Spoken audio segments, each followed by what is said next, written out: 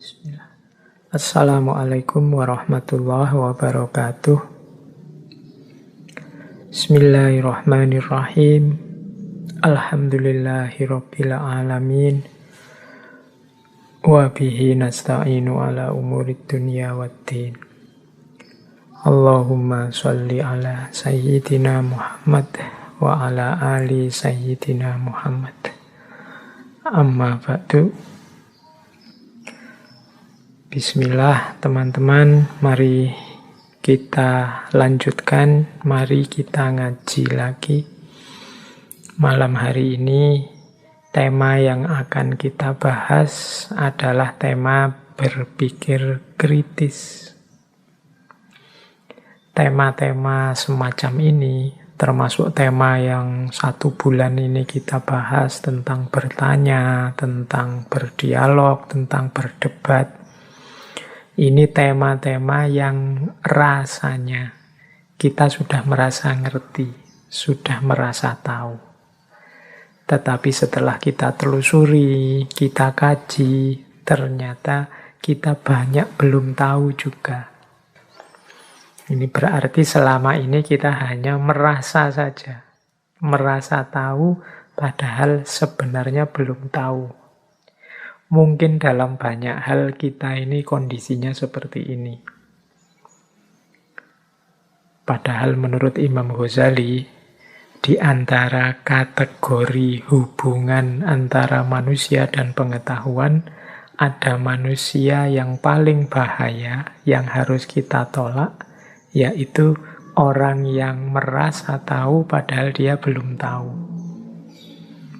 Kalau orang tidak tahu dan dia juga sadar tidak tahu, ini aman, tinggal diberitahu. Tapi kalau orang yang tidak tahu dan merasa tahu, ini orang yang bahaya. Padahal dalam banyak hal kadang-kadang kita bergaya seperti ini. Kita merasa sudah paham, ternyata belum paham. Kita merasa sudah tahu, ternyata wawasan kita masih sangat sedikit, masih sangat sempit. Oleh karena itu semoga ngaji-ngaji semacam ini seandainya tidak meningkatkan kapasitas intelektual kita secara luar biasa, seandainya hanya menyadarkan saja kita bahwa ternyata kita itu banyak tidak tahunya daripada tahunya, ini menurut saya sudah alhamdulillah. Bahkan para filosof seperti Socrates dulu kan juga menyatakan sesungguhnya kebijaksanaan itu terletak pada kesadaran bahwa aku ini sebenarnya tidak tahu. Orang yang sadar bahwa dirinya tidak tahu, pastinya dia akan serius belajar, mengejar pengetahuan biar jadi tahu. Tapi orang yang tidak sadar bahwa dia tidak tahu, itu biasanya merasa dirinya sudah tahu, merasa dirinya sudah mampu, dirinya sudah pinter. Orang semacam ini justru orang yang mandek. Dalam Ihya itu, Imam Ghazali sempat menyitir qaulnya seorang ulama yang menyatakan bahwa ulama itu adalah orang yang masih semangat belajar. Tapi kalau orang yang disebut ulama ini sudah tidak mau belajar lagi, ya dia sudah berhenti jadi ulama. Ini sebenarnya nanti nyambungnya dengan situasi tadi, kesadaran tentang pengetahuan dan ketidaktahuan. Oke. Malam hari ini tema kita agak nyambung dengan hal itu, yaitu tema berpikir yang kritis. Di antara parameter berpikir kritis itu ya tentunya kita sadar apakah kita tahu ataukah kita tidak tahu. Tema hari ini sebenarnya tema kunci kalau dalam kajian filsafat. Ya karena filsafat itu lahir ketika orang siap, ketika orang mau dan bersedia untuk berpikir dengan serius, berpikir dengan kritis. Nah, saya dulu juga Yang saya ingat sempat menulis buku yang judulnya Thinking Skill, kemampuan berpikir. Belum lama juga terbit yang judulnya tentang ikhwal, sesat pikir dan cacat logika. Itu yang secara khusus membahas kapan pikiran kita itu salah dan keliru. Nah, malam hari ini tema kita masih dalam rumpun tema-tema tersebut. Baik, bismillah, langsung saja ya kita masuk ke materi. Harusnya tema berpikir kritis ini bisa jadi 1 bulan penuh full kita latihan step-stepnya. Bagaimana cara berpikir kritis itu? Bagaimana cara berpikir yang pas, yang cocok, yang jelas? Jadi kalau ada yang tanya, Pak, maksudnya berpikir kritis itu apa sih? Berpikir kritis di situ bukan berarti selalu isinya kritik, nyalah-nyalahkan. Kesan kita kan begitu, kritis itu terus sama dengan kritik. Enggak. Kritis di situ maksudnya berpikir yang jelas, berpikir yang tepat, berpikir yang sesuai tujuan, berpikir yang tertib, ada dasar, ada argumentasinya, tidak ngawur. Nah, itulah berpikir kritis.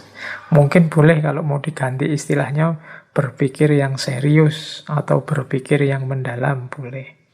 Jadi intinya ya malam ini kita belajar cara berpikir yang tepat dan jelas. Nah, ya tentu saja alat utamanya adalah logika atau ilmu mantek yang isinya cara berpikir yang benar.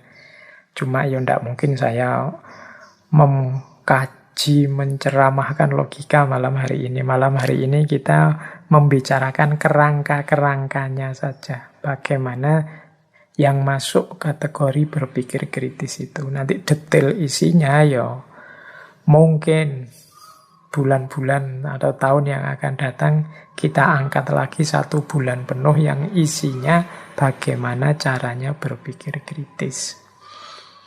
Karena ini selain krusial juga eksistensial. Eksistensial itu menyangkut keberadaan kita sebagai manusia, makhluknya Allah yang diberi anugerah akal budi. Baik, kita mulai saja. Yang pertama ini saya buka dengan quotes dari Thomas Alva Edison. Teman-teman mestinya kenal ya yang pernah sekolah dengan nama ini, Thomas Alva Edison. Katanya Thomas Alva Edison, 5% of the people think, 10% of the people think they think, and the other 85% would rather die than think. Ini Thomas Alva Edison sedang menyindir kita. Katanya Thomas Alva Edison, hanya 5% masyarakat, mungkin hanya 5% manusia yang benar-benar berpikir. Dan ada 10% yang merasa sudah berpikir. Jadi kalau manusia itu dihitung 100%-nya, yang serius mikir beneran itu cuma 5%. Yang 10% itu merasa dia sudah berpikir, padahal sebenarnya belum. Tapi dia merasa sudah. Jadi seolah-olah sudah berpikir, padahal belum. Mungkin karena belum ngerti caranya berpikir yang benar, atau tidak ngerti bedanya sudah berpikir apa belum. Ini malam hari ini akan kita bahas. Dan yang 85% would rather die than think. Lebih memilih mati daripada berpikir. Ini maksudnya yang 80% itu tidak mau mikir, tidak mau capek-capek berpikir, tidak mau susah-susah, ruwet-ruwet mikir. Jadi ini jumlahnya ternyata besar, 85%. Oke, yo ini anggap saja quotes-nya Thomas Alva Edison ini provokasi kepada kita, dorongan kepada kita. Mari kita masuk ke grup yang 5% tadi. Hidup dengan landasan pikiran, akal budi, berpikir yang benar. Maka malam hari ini mari kita belajar berpikir kritis. Bagian dari berpikir kritis itu sebenarnya sudah kita bahas sejak minggu pertama. Ketika kita bertanya secara tepat, itu menunjukkan bahwa kita sudah mampu berpikir kritis. Kita bisa berdebat secara baik dan berdialog secara produktif, itu juga bagian dari kemampuan berpikir kritis. Nah, malam hari ini kita masuk ke tema utamanya, yaitu berpikir kritis itu sendiri. Kita mulai sekarang materi pertama kita tentang berpikir kritis. Mengapa kita perlu berpikir kritis? Nah, ini ada, kalau ini jawaban-jawaban yang sifatnya analisis. Kira-kira apa sih yang membuat kita butuh berpikir kritis itu? Apakah tidak bisa berpikir kritis itu otomatis saja? Kita mikir biasa saja kayak orang-orang lain, toh semua orang juga berpikir. Apa ada orang yang tidak berpikir hidup di muka bumi ini? Semuanya juga berpikir. Kalau tidak berpikir, dia tidak bisa hidup selayaknya seorang manusia. Tapi kalau kita renungi, ternyata berpikir itu sesuatu yang sifatnya kompleks. Tidak sesederhana yang kita bayangkan. Ya, secara otomatis kita bisa berpikir. Tapi nanti ada banyak problem, banyak masalah yang memerlukan perenungan lebih dalam. Tidak bisa dijawab dengan berpikir sambil lalu otomatis saja. Perlu tahapan-tahapan, perlu proses-proses. Itu makanya para ulama juga banyak yang menyarankan kita belajar ilmu alat. Di antara ilmu alat itu ilmu mantek, ilmu cara untuk berpikir. Saya kalau di kelas kadang-kadang memberi contoh, kalau kita tidak belajar logika, penyimpulan kita bisa salah loh. Dari logika yang sangat sederhana saja, misalnya kita kan sering memberi contoh bahwa semua manusia mati, saya manusia, maka nanti saya mati. Ini simple. Cara berpikir seperti ini kan nanti kita sebut silogisme. Ini contoh paling sederhana. Tapi misalnya contohnya saya ganti, ini kesimpulannya bisa membingungkan. Misalnya semua bapak adalah laki-laki. Saya laki-laki. Oh, itu kalau pakai teori tadi kesimpulannya berarti, oh kalau begitu saya bapak. Ini loh, itu kalau tadi kok rasanya benar, tapi kalau yang ini kok rasanya ganjil ya. Semua bapak laki-laki. Saya memang laki-laki, tapi kan tidak mesti saya bapak. Salahnya di mana? Yo, ini ada kaidah logika yang dilanggar. Jadi, ngertinya dari mana? Yo, teman-teman belajar lagi tentang logika. Ini salah satu sebenarnya ilustrasi bahwa berpikir itu juga harus ngerti caranya.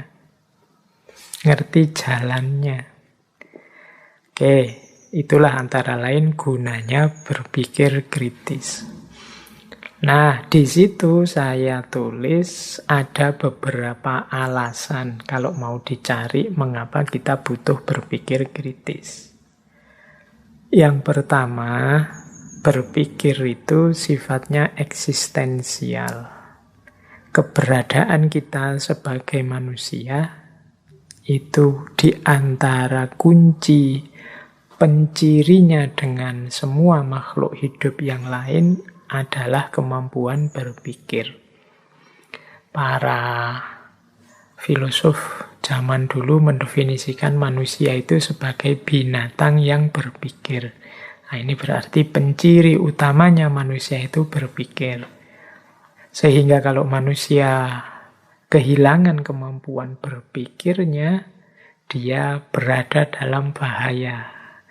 Mungkin dia jatuh ke ranah kebinatangan, sehingga hidupnya tidak tertib, tidak tertata, isinya hasrat, ambisi, tidak cerdas, sering jatuh dalam kekeliruan, kesalahan, atau juga jatuh ke ranah asfala safilin. Kalau bahasanya Al-Quran bahkan lebih rendah dari binatang. Nah, ini jawaban eksistensial yang pertama. Manusia itu ya secara eksistensial memang butuh berpikir. Yang kedua, selain bahwa hakikat mekanisme kediriannya adalah berpikir, manusia juga punya fitrah kebenaran. Fitrah kebenaran itu manusia itu kediriannya berkait erat dengan adanya kebenaran. Manusia itu gelisah kalau keliru. Manusia itu gelisah kalau salah. Kita kan kadang-kadang jelas-jelas salah, tidak mau disebut salah. Karena memang manusia itu selalu ingin ada di ranah yang benar. Nah, ini fitrah. Berarti apa? Yang bisa membawa kita kepada kebenaran itu nilainya penting bagi manusia. Termasuk akal budi dan berpikir. Jadi manusia itu secara fitrah ingin berada dalam kebenaran, sementara dia tidak selalu ada di sana, kadang-kadang juga khilaf dan salah. Maka manusia pastinya membutuhkan kendaraan untuk sampai pada kebenaran. Antara lain kemampuan berpikir kritis. Yang ketiga, secara pragmatis manusia itu membutuhkan berpikir untuk hampir semua wilayah kehidupannya. Berpikir adalah universal need, kebutuhan kita yang universal di bidang apapun. Saya pernah ditanya,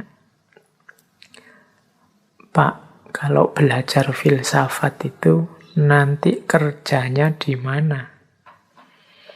Itu zaman itu saya masih bingung jawabnya gimana kan, kalau nyari lowongan pekerjaan di koran-koran itu kan tidak pernah ketemu dicari seorang filosof. Apa teman-teman nyari, coba dibuka webnya lowongan kerja itu, jarang kan ditemu, atau jangan-jangan malah tidak ada dicari seorang filosof. Kalau dilihat ininya itu mungkin para sarjana dan mahasiswa filsafat bisa pesimis. Tapi jangan lupa, hakikatnya filsafat itu adalah berpikir yang benar. Dan berpikir ini kualifikasi kompetensi yang dibutuhkan oleh semua bidang pekerjaan, bahkan semua bidang kehidupan manusia. Tidak ada satu bidang pun yang tidak butuh kemampuan berpikir yang benar. Maka kalau ada yang tanya, kalau yang tanya saya sekarang, Pak, sarjana filsafat itu pekerjaannya apa? Ya, jawaban saya mestinya ya dia bisa bekerja di bidang apa saja. Karena kemampuannya kemampuan yang paling dasar, yaitu kemampuan berpikir yang benar. Dan semua bidang pekerjaan ya membutuhkan kemampuan berpikir yang benar. Sehingga dia disebut universal need. Nah, ini kalau ada yang tanya ya, mengapa kita butuh berpikir kritis? Ya karena setiap bidang pekerjaan, setiap dimensi hidup kita membutuhkan tanggapan kemampuan berpikir yang benar. Yang keempat, mengapa kita butuh berpikir yang benar? Karena hidup ini dinamis, Hidup ini plural, macam-macam. Satu kebenaran mungkin cocok di sini, tidak cocok di sana.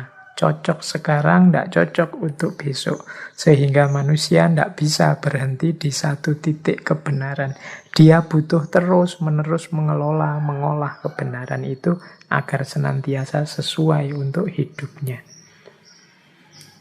Berarti berpikir kritis itu kebutuhan manusia untuk beradaptasi dalam hidupnya. Kalau dulu memang cocoknya begini, tapi sekarang tidak bisa lagi begini, harus begitu. Loh, kemampuan seperti ini kan namanya kemampuan berpikir kritis.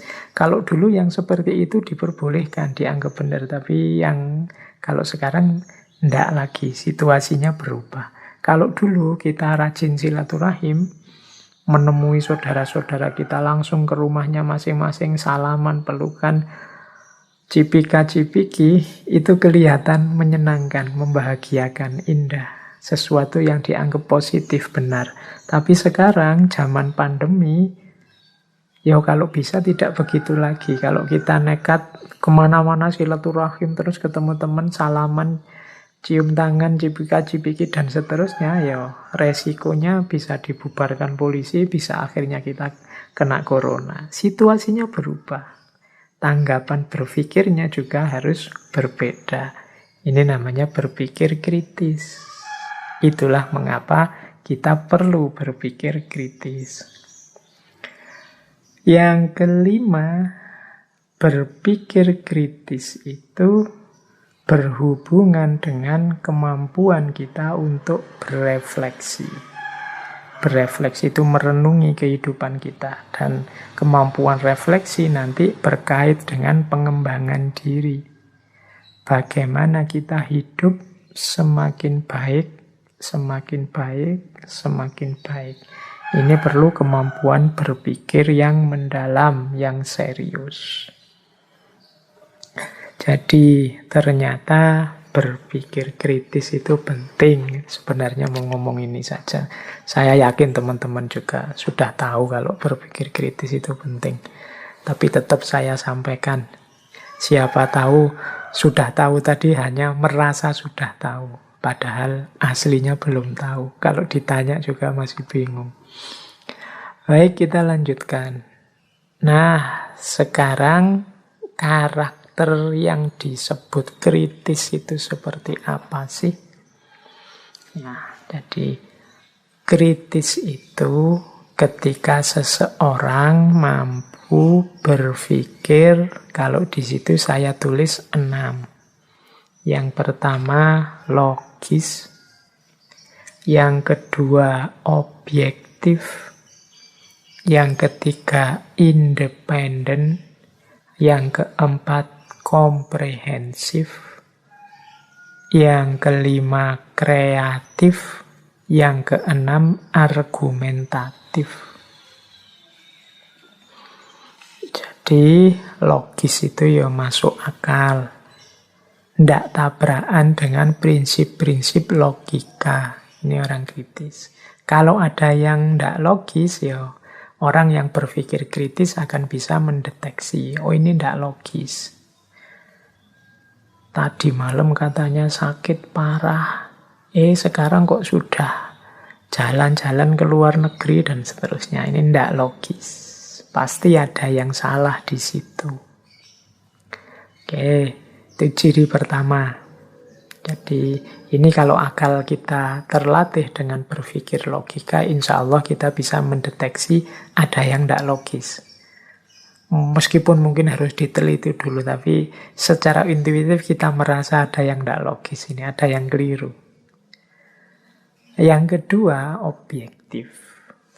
Objektif itu berarti, ya mudahnya objektif itu, pemikir yang kritis itu ya menjelaskan, memaparkan sesuatu tanpa dia mengintervensi.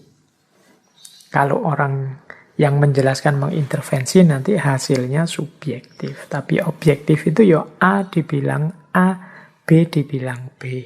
Tinggi dibilang tinggi, rendah dibilang rendah. Itu objektif namanya. Apa bisa Pak orang itu objektif? Manusia itu kan selalu subjektif. Ini kadang-kadang ada yang bertanya ke saya seperti ini. Ya, kalau ditelaah secara sangat mendalam, nanti ya ketemunya bahwa ya orang itu nanti jatuhnya selalu kalau pandangan ya pandanganku, kalau pemahaman ya pemahamanku. Dan ini kan sifatnya subjektif. Tapi dalam prosesnya tetap kita harus mengedepankan objektivitas. Tidak boleh sejak awal. Kan subjektif itu tidak ada, atau ya berarti saya ngawur saja lah. Kan setiap orang sesuai persepsinya. Nah, ini namanya sudah tidak objektif lagi. Bahwa nanti hasilnya ya sesuai persepsiku, sesuai pandanganku, yang mungkin tidak cocok dengan semua orang, tidak masalah. Yang penting sejak awal niatku adalah untuk menjelaskan seobjektif mungkin. Aku sudah berusaha untuk diriku tidak ikut campur dalam penjelasan ini, menjelaskan apa adanya. Nah, itu objektif. Bahwa nanti hasilnya ya agak masuk-masuk dikit subjektivitasnya, ya itu manusiawi. Tapi tidak boleh sejak awal niatnya niat subjektif. Pokoknya ini kan hakku, jadi aku menyimpulkannya suka-suka aku. Ini berarti sejak awal memang tidak niat menemukan kebenaran. Yang ketiga, independen. Independen itu lanjutannya objektif tadi. Tidak bias, tidak dipaksa orang, tidak dipengaruhi orang. Memang hasil temuannya sendiri tanpa disetir oleh apapun atau siapapun. Ini namanya independen. Yang keempat, komprehensif. Komprehensif itu ya utuh, dilihat semua, direnungi semua, dipikirkan semua, tidak milih-milih. Tidak hanya melihat bagian ini saja atau bagian itu saja, tidak. Komprehensif. Misalnya membahas tokoh siapa, ya dilihat komprehensif. Tidak bias, berarti tidak independen atau dipilih-pilih. Saya milih bagian ini saja, saya milih bagian itu saja. Nanti sebenarnya ini orang baik, tapi untuk kepentingan penelitian saya ya harus saya pilih bagian jeleknya saja. Biar tesisku tidak gugur, biar hipotesisku benar. Nah, ini berarti tidak komprehensif, dia milih-milih. Kemudian yang kelima, kreatif. Dan yang keenam, argumentatif. Kreatif itu kemampuan memproduksi gagasan-gagasan baru. Kalau argumentatif itu menyatakan apapun punya alasannya, punya dasarnya, tidak ngawur. Itu argumentatif. Jadi kalau teman-teman menyampaikan sesuatu, terus orang tanya alasannya apa, dasarnya apa. Nah, kalau kita bisa menjawab, berarti kita itu orang yang argumentatif. Bisa memberi argumen. Kalau ngomong berarti tidak ngawur. Kalau kreatif, itu biasanya mampu menampilkan konsep-konsep baru, temuan-temuan baru, gagasan-gagasan atau ide yang baru, yang jadi alternatif jawaban dari problem yang kita hadapi. Itu kemampuan, tergolong kemampuan kritis juga. Jadi ternyata kritis itu logis, berarti yang tidak logis tidak masuk kriteria kritis. Objektif, berarti kalau sejak awal sudah tidak objektif, untuk kepentingan-kepentingan tertentu ya perlu dikritisi. Kalau sudah objektif, sudah kritis. Kemudian yang ketiga, independen, tidak bias, tidak penuh kepentingan di luar kebenaran. Yang keempat, komprehensif, melihatnya utuh. Yang kelima, kreatif. Dan yang keenam, argumentatif.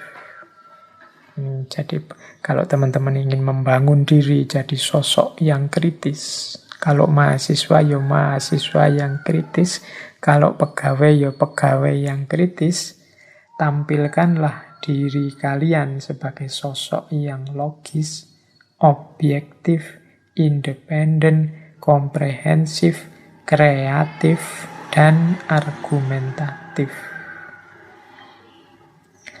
Terus kita lanjutkan. Nah, ini beberapa catatan dulu sebelum kita masuk ke ciri-ciri dan lain sebagainya tentang berpikir kritis. Berpikir kritis itu tidak sama dengan menghafal atau sekedar mengumpulkan informasi. Jadi beda, kalau menghafal atau mengumpulkan informasi, ya memang hanya mengingat-ingat dan mengumpulkan saja. Sementara berpikir kritis itu tidak berhenti di situ. Jadi memiliki daya ingat atau memiliki banyak pengetahuan itu tidak serta-merta membuat seseorang menjadi pemikir kritis. Meskipun kalau kita berpikir kritis, pasti kita butuh banyak informasi, banyak pengetahuan. Tapi yang banyak informasi, banyak pengetahuan, tidak serta-merta kemudian pemikirannya tergolong pemikiran kritis. Pemikiran kritis atau berpikir kritis itu setidaknya cirinya 3. Mampu memilah-milah dan mencari sumber informasi yang relevan. Yang kedua, mampu memanfaatkan informasi untuk memecahkan masalah.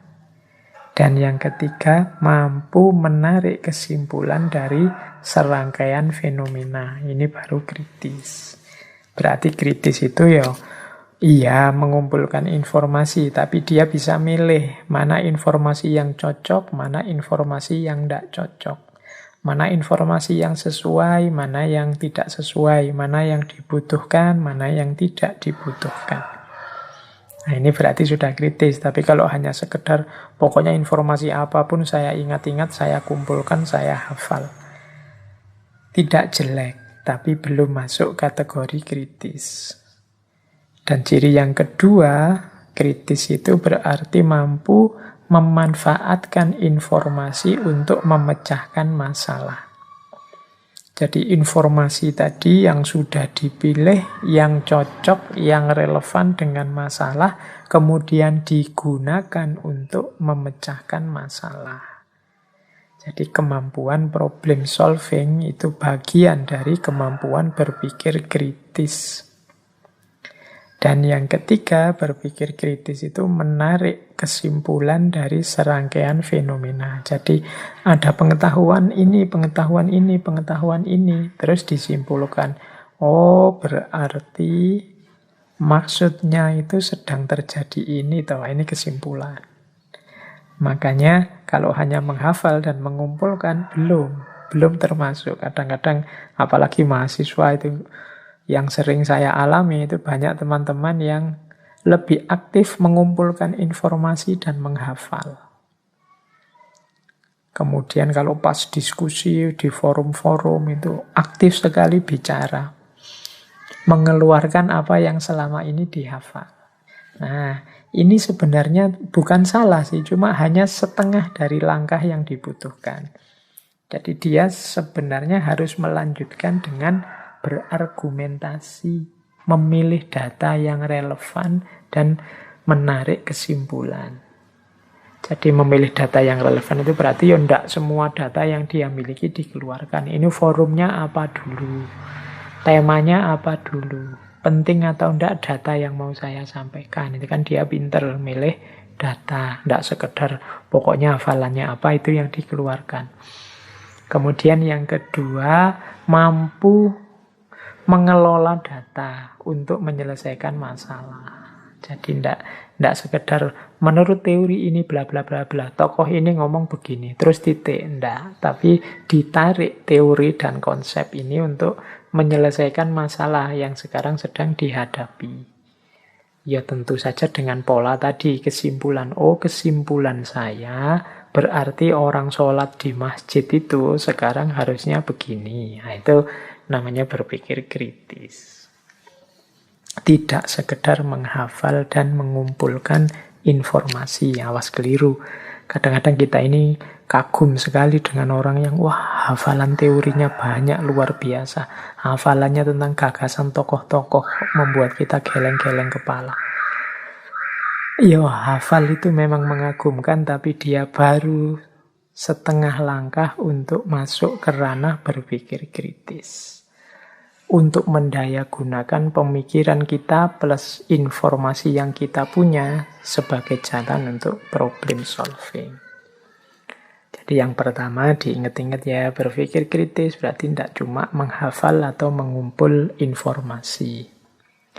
Yang kedua, berpikir kritis itu tidak sama dengan berpikir kritik atau mengkritik. Apalagi mengecam, mendebat, enggak. Kritis dan kritik ya rasanya memang sama. Tapi berpikir kritis ya enggak melulu isinya kritik. Ya bagian tertentu dari berpikir kritis itu ada yang namanya kritik. Ketika mungkin sesuatu tidak pas, tidak sesuai, nah itu kritik. Apalagi dengan mengecam dan mendebat, berpikir kritis pasti tidak sama dengan mendebat orang atau mengecam pikirannya orang.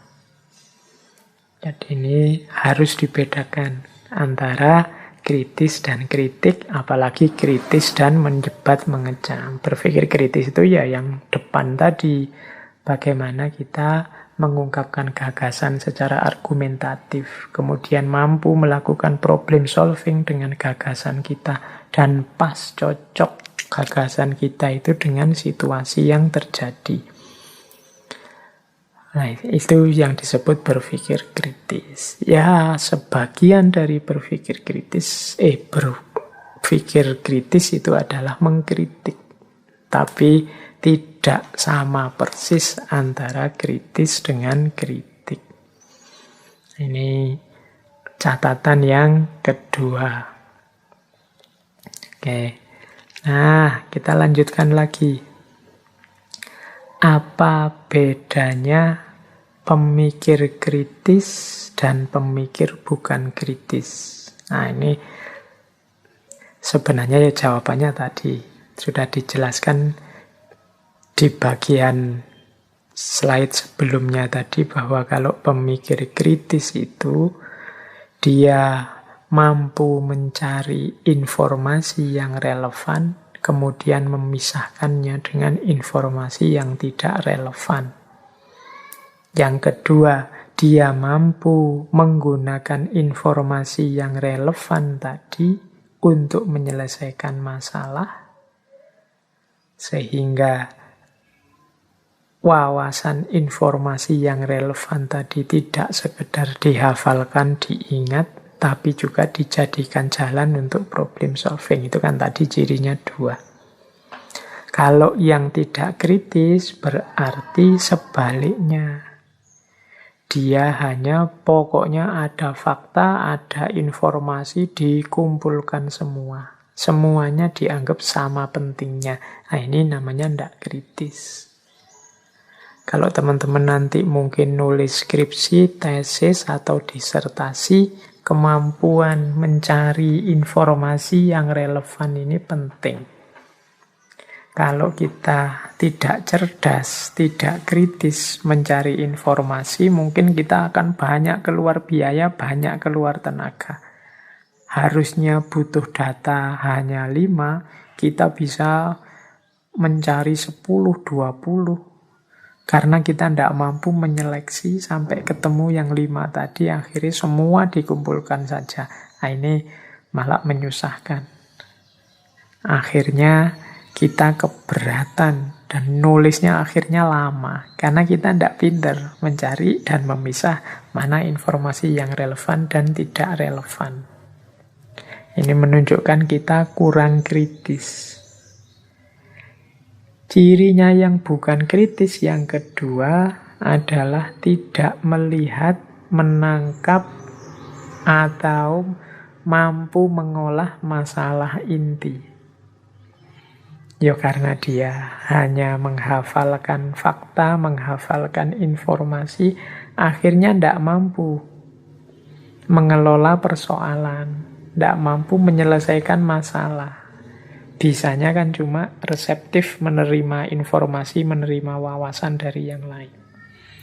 Nah ini juga ciri kalau kita teorinya banyak, konsepnya banyak, hafal hikmah-hikmah di mana-mana, tapi tidak bisa kita terjemahkan dalam kehidupan sehari-hari untuk menyelesaikan masalah-masalah kita, kemungkinan kita memang kurang kritis. Nah, jadi kemampuan kritis ternyata penting. Ya saya ingat ngaji filsafat kita ini sudah hampir 300 mungkin ya, sudah 290-an mungkin sekarang seri. Oh itu kan sebagai sebuah informasi mestinya dia sudah sangat banyak, sudah meludak kemana-mana itu sebagai bentuk informasi loh. Tapi teman-teman sebagai pemikir yang kritis harusnya mampu memilah mana yang relevan, mana yang tidak relevan. Oh, gagasan tokoh ini luar biasa sih, tapi untuk kehidupanku di Indonesia hari ini tidak terlalu relevan. Ada sisi-sisi yang tidak cocok diterapkan. Nah, ini kemampuan kritis. Wah, Indonesia kita ini, situasi di sekeliling kita ini sekarang ada problem ini. Solusi yang tepat menurut saya ya teori ini, dari tokoh ini, yang saya sudah paham sebelumnya. Mari kita wujudkan teori ini. Nah, itu namanya kemampuan kritis. Jadi mampu memilah-milah. Saya tidak akan bilang bahwa 290-an sekian ngaji filsafat itu semuanya penting dan relevan. Pasti ada sangat banyak wawasan yang tidak relevan untuk hidup kita. Dicatat ya, tidak relevan loh. Tidak relevan itu bukan berarti keliru. Tapi ruang dan waktunya tidak cocok. Momennya tidak pas. Mungkin nanti kalau momennya pas, ya dia dipakai lagi. Dia sesuai lagi, bisa diambil lagi. Makanya istilahnya relevan. Jadi bukan informasi yang salah, tapi informasi yang tidak relevan. Tidak relevan itu untuk menyelesaikan masalah kita hari ini, untuk problem kita hari ini, dia tidak bisa digunakan. Itu namanya tidak relevan. Tapi kalau bisa digunakan namanya relevan. Yang tidak digunakan bukan berarti salah. Mungkin dia cocoknya untuk situasi yang lain.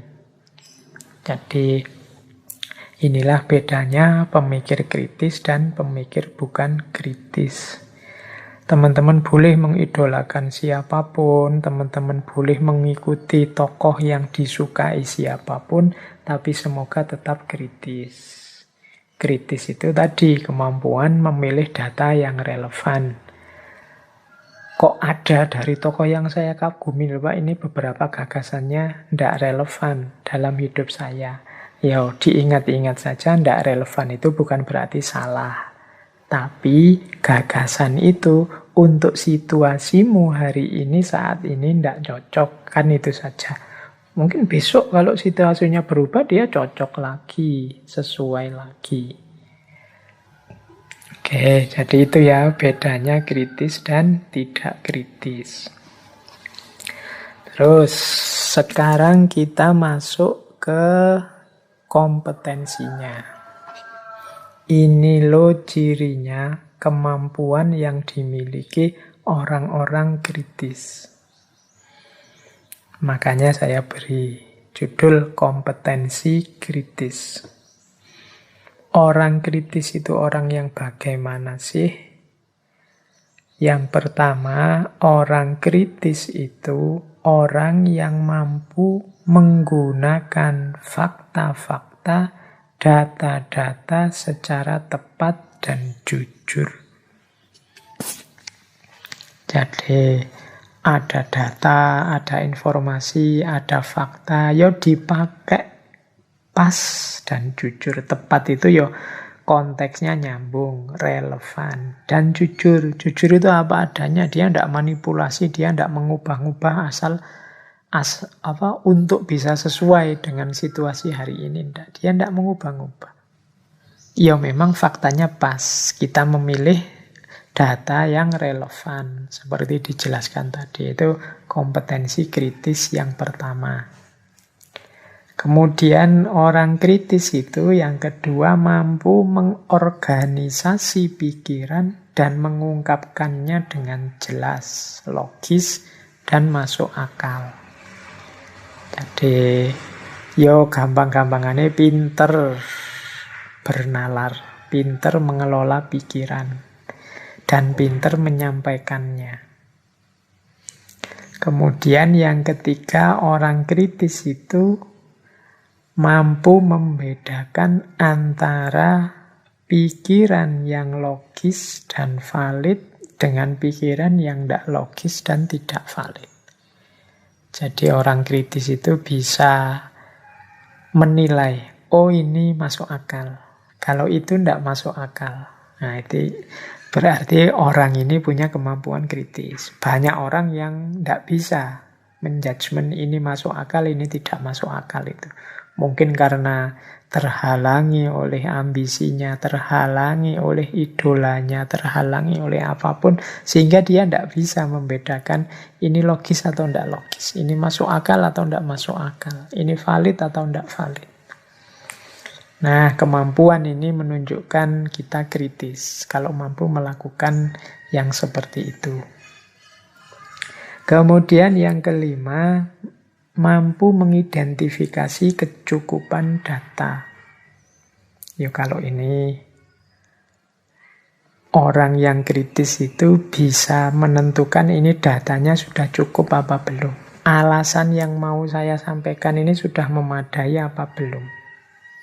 Nah ini kalau orang kritis mampu melakukan itu. Kalau kita kesulitan di sini ya berarti kita kurang kritis. Saya tidak bilang tidak kritis ya, karena insya Allah kita punya daya kritis di level kita masing-masing. Nah, di antara cirinya tadi mampu menilai cukup, oh ya, kalau alasannya itu cukup sudah. Argumennya itu, datanya itu menurut saya sudah cukup. Tapi kalau masih ini belum. Misalnya problem mengapa orang se-Indonesia sekarang mudah marah misalnya.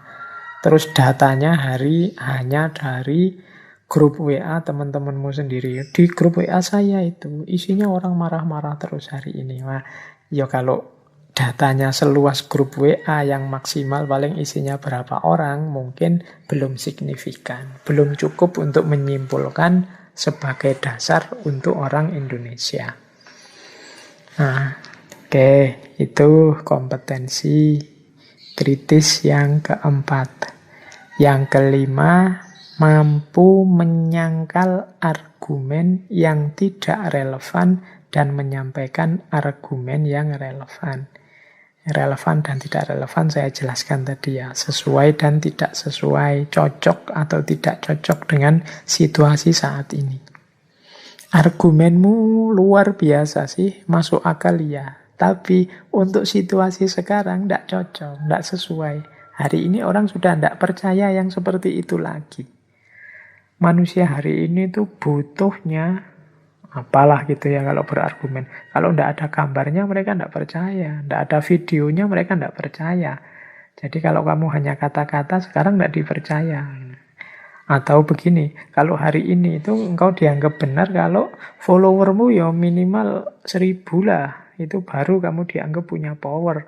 Tapi kalau kamu tidak punya follower ya hari ini jangan marah. Kalau pandanganmu dibantah dan lain sebagainya. Ini namanya mampu menunjukkan relevan atau tidak relevannya argumen.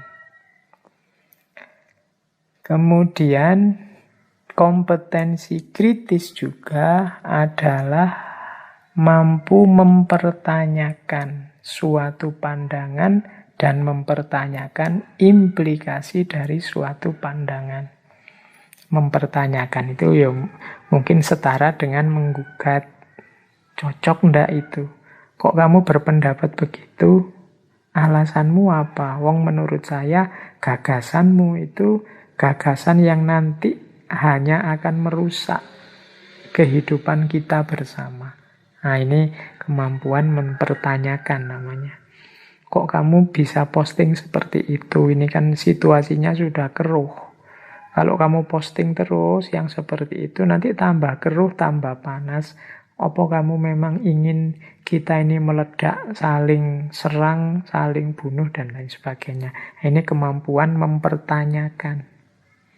Ini juga menunjukkan kita tergolong pemikir kritis. Kemudian yang keenam, pemikir kritis itu orang yang sadar bahwa dia juga bisa salah, dia juga bisa keliru.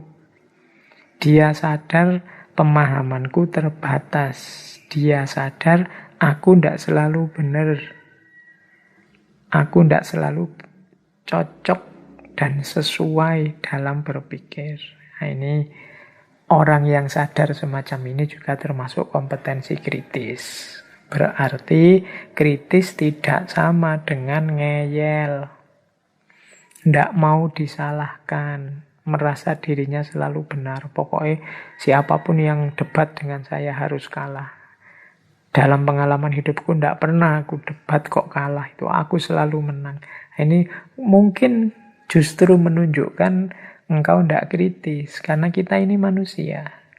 Wajar saja kalau kita keliru, salah. Kalau salah diingatkan ya diterima. Nah, ini kalau kita punya kualifikasi seperti ini ya berarti kita masih tergolong orang yang kritis. Oke, ini kompetensi kritis. Yo, mari kita tengok diri kita. Kita sudah punya kompetensi yang saya jelaskan ini apa belum? Kalau belum, apalagi ini teman-teman para akademisi, ya monggo latihan untuk kritis. Karena pengembangan diri dan juga perkembangan ilmu itu tergantung banyak pada kemampuan kita berpikir kritis. Oke, baik. Kita lanjutkan lagi. Silahkan kalau yang mau ambil nafas sebentar, istirahat sebentar. Jangan-jangan ada yang sudah ngantuk. Monggo tidur saja, tidak apa-apa, nanti bisa didengarkan lanjutannya di rekaman.